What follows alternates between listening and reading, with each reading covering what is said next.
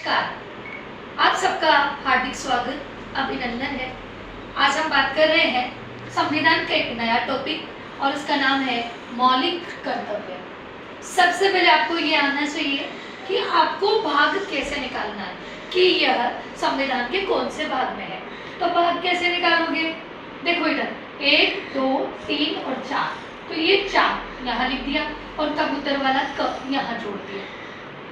हमेशा ये ध्यान रखो, जिस भी संविधान में जिस भी शब्द के पीछे क जुड़ा हुआ मिल जाए वो बाद में जोड़ा गया है। कबूतर का काम जोड़ने का हुआ करता था प्राचीन समय में, और वर्तमान समय में अगर तुम्हें क दिख जाए तो ये समझना कि ये बाद में जोड़ा गया है। तो अनुच्छेद कितना है इसका? अनुच्छेद है 51 का। मौलिक कर्तव्यों को 42वां संविधान संशोधन 42 कॉन्स्टिट्यूशनल अमेंडमेंट एक्ट 1976 में सोवियत संघ रूस के संविधान से 10 मूल कर्तव्यों को सरदार स्वर्ण सिंह समिति की सिफारिश से जोड़ा गया है। और मूल संविधान में एक भी मूल कर्तव्य नहीं है। वर्तमान में इनकी संख्या 11 है। 11वां मूल कर्तव्य 6 से 14 वर्ष के बच्चों को निःशुल्क शिक्षा का अधिकार, यह 11 टर्म में शामिल है।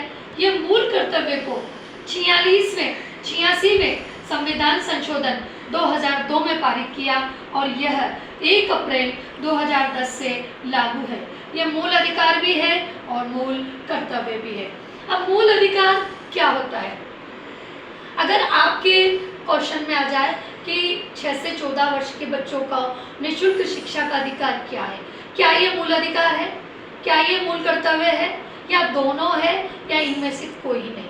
तब ऐसे सिचुएशन में आप आ जाओ तो आपको हमेशा ध्यान रखना है, अधिकार बड़े होते हैं, कर्तव्यों का पालन हम स्वयं करते हैं। अधिकार का पालन न्यायपालिका, सुप्रीम कोर्ट, हाई कोर्ट करवाता है, इसलिए अधिकार बड़े हैं, आपको अधिकार देना है। अन्यथा जहां दोनों ऑप्शन है आपको दोनों राइट करना है। अब मौलिक कर्तव्य क्या है?